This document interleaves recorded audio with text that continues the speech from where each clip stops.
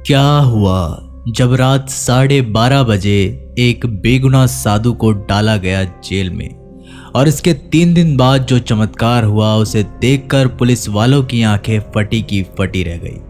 ये सत्य चमत्कारिक घटना है पश्चिम बंगाल के कोलकाता शहर की। बात एक रात की है जब 2 चोर मिलकर कोलकाता की विवेकानंद रोड पर एक इलेक्ट्रॉनिक दुकान से चोरी कर रहे थे। उस समय जैसे ही पुलिस की टीम वहां पर पहुंची, दोनों चोर बहुत ज्यादा बौखला गए और चोरी का सामान वहीं पर छोड़कर भाग गए। तभी उसी रोड पर एक साधु गुजर रहे थे। जब पुलिस घटना स्थल पर पहुंची तो वहां पर उन साधु महाराज को देख करके उन पर शक करने लगी और चोरी के आरोप में उन साधु महाराज को गिरफ्तार कर लिया। रात के तकरीबन 12:30 बज रहे थे। केवल घटना स्थल पर मौजूद होने की वजह से पुलिस वालों ने उस निर्दोष साधु को जेल में डाल दिया था। पुलिस ने उनके साथ बहुत पूछताछ करी, लेकिन उनका कहना था कि साधु तो इन सभी मोह माया से परे होते हैं। मेरा नाम अद्भुतानंद जी महाराज है और मैंने 17 वर्ष की उम्र में ही दीक्षा धारण कर ली थी। तभी से मैं एक शहर से दूसरे शहर में तीर्थ यात्रा करता हूँ। अपनी सफाई में इतना कहने के बाद वे साधु महाराज ध्यान अवस्था में चले गए और पुलिस ने उनके खिलाफ चोरी का मुकदमा बना दिया। पूरा एक दिन बीत गया, लेकिन वो साधु महाराज ध्यान अवस्था से बाहर नहीं आए और देखते ही देखते तकरीबन 3 दिन बीत गए। वे साधु महाराज अभी भी ध्यान मुद्रा में मौजूद थे और पिछले 3 दिनों से उन्होंने अन्न के एक दाने को भी ग्रहण नहीं किया था। सभी पुलिस वाले बहुत हैरान थे कि किसी व्यक्ति में इतनी एकाग्र शक्ति कैसे हो सकती है। और उस घटना के 3 दिन बाद कोलकाता के उस पुलिस थाने में कुछ ऐसा चमत्कार हुआ जिसे देखकर सभी लोगों के रोंगटे खड़े हो गए।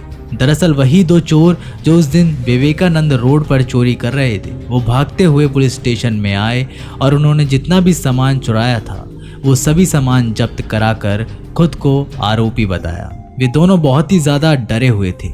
जब पुलिस वालों ने उनसे पूछा कि तुम आगे रहकर पुलिस स्टेशन क्यों आए हो, तो कांपते हुए स्वर में उन्होंने बोला कि पिछले 3 दिनों से एक बहुत ही चमत्कारिक बाबा रोज़ाना हमारे सपने में आ रहे हैं और सपने में आकर वो हमें चेतावनी देते हैं कि तुम्हें उस दिन जितना भी सामान चुराया है वो सारा का सारा पुलिस स्टेशन में जाकर जमा करवा दो। पहले दिन तो हमें इस सपने में ध्यान नहीं दिया, लेकिन दूसरे ही दिन से हमारे जीवन में ढेरों मुसीबतें आने लगी, जिसके कारण आज ये सारा सामान जब्त कराने आए हैं। पुलिस ने उन दोनों को रिमांड पर लिया और कहा कि तुम्हारी गलती की सज़ा पिछले 3 दिनों से एक निर्दोष साधु बाबा भुगत रहे हैं। जब उन दोनों चोरों ने लॉकअप में उन बाबा को देखा तो उनके पसीने पसीने छूट गए, क्योंकि वे वही चमत्कारिक बाबा थे जो पिछले 3 दिनों से उनके सपने में आ रहे थे। पुलिस वाले भी ये बात जानकर बहुत ज़्यादा ताज्जुब में पड़ गए। वे समझ चुके थे कि ये कोई सामान्य बाबा नहीं है।